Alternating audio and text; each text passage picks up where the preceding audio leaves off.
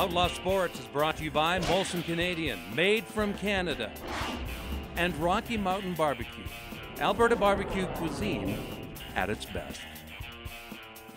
Okay, the big matchup, the Saskatchewan Roughriders in to take on the Calgary Stampeders in the West semifinal. It's a home game for who?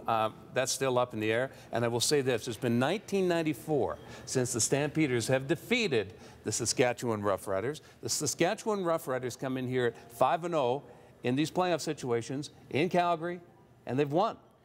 That's a small sample size. Is it? 5 games, 5 playoff games, and they've won them all. That's not much of a streak, is it? Well, I tell you what, is the glass half full or half empty? Right. Well, when it was 4 meetings in 5 years, yeah, it was a bad losing streak. Now, that team that lost all those times between 2006 and 2010, it's a different team. It's not Henry Burris, it's not Joffrey Reynolds, it's not Kenyon Rambo, Jermaine Copeland, it's not that group. It's a different group. Now, will they still have the same stumbling blocks? Because the same scenario exists. It's a former Saskatchewan quarterback going to play his old team, and there's going to be a lot of green in the stands, even though it's McMahon.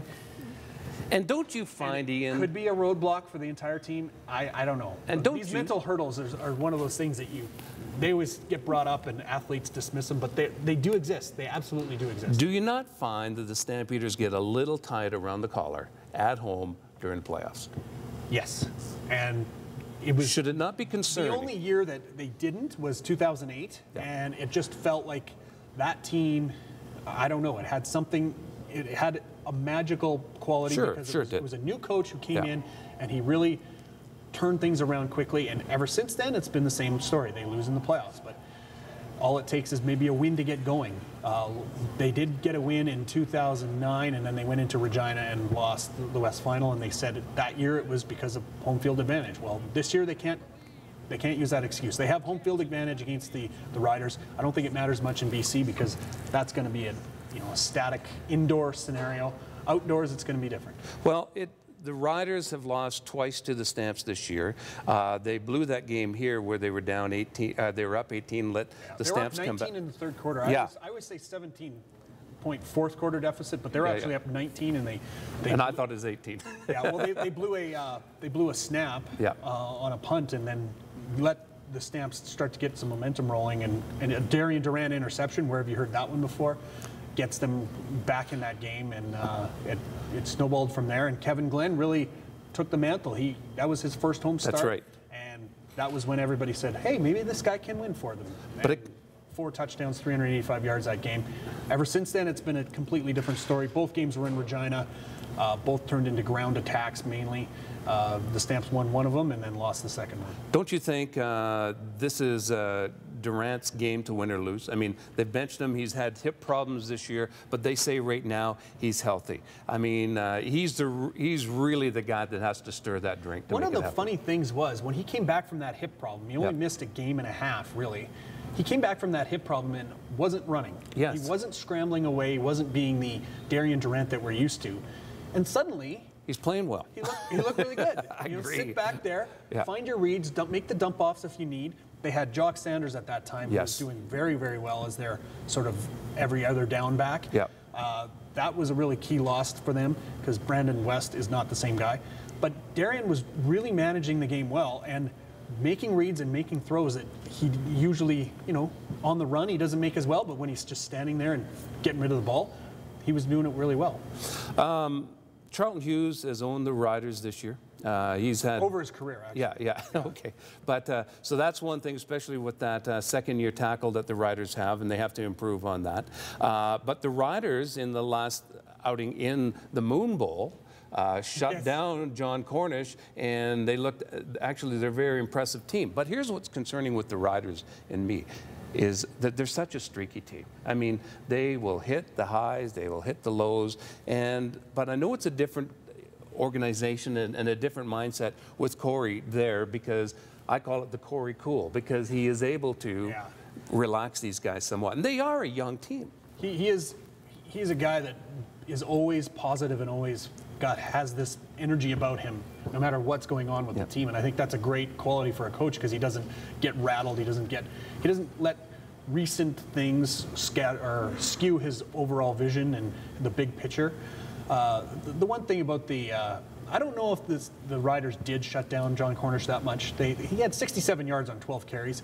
If he had more carries, I think he would have eventually broken out. Yep. The final part of that game was mostly a passing game. It turned into the one because the Stamps were down a bit. They were trying to come back. They got close to coming back. I thought they had a drive with 3 or 4 minutes left where they got some really unfortunate calls. It's really tight. Between these two teams, it was an overtime 3-point win. It was a 7-point win in a really windy condition in Regina, and then it was a 5-point win for the Riders. These teams are close. They're very, very close. Even though, if you look matchups on paper, probably the only area that the Stamps lose out is maybe quarterback, depending on who's in there, whether it's experience or just overall ability. Yeah. Interesting, we're talking about Corey, and he's called one guy out in Regina, and that's Odell Willis. Now, Odell Willis comes across like he's the man, and he loves the publicity, he loves playing the role of being one of the great defenders, but this year he's really hasn't delivered. And so they've called him out and said, it's time to deliver. If you're going to be the man, play like the man, because he could be a difference maker. That secondary in Saskatchewan, that is their big Achilles heel. The Stamps can take that apart, I think. Milt Collins, if he comes back, a former Stampeder. No, he's not coming back. Okay, that would have been a plus for him. They're still talking and hoping that he will come back, but if he doesn't, I think that secondary is ripe for the picking. Well, and that's the thing is that you got to give them time. When they're most effective, and at the end of that last meeting, it was Odell Willis putting a lot of pressure on Kevin Glenn, smacking him a couple of times really hard. And that was the difference in that comeback being snuffed out. Odell Willis is a difference maker, but sometimes he's a difference maker for the wrong reason. Sure. Right? He'll take a dumb penalty. If you get rid of the ball, he'll still hit you. And you can absorb that hit and take that penalty, and then it's fine. It's great. That's a guy that is one of those high-end guys. He's a difference maker, as you said, in a sense that he can have a hot day or a bad day. When he's hot, there's nobody better. But he's complaining a lot this year about how he's being double-teamed, how he's being focused on. Well, you got to fight through those things. Absolutely. You can't just say, well, they're double-teaming me. That's why I'm not effective in this game. It's a compliment. Yes. So do something about it. Absolutely.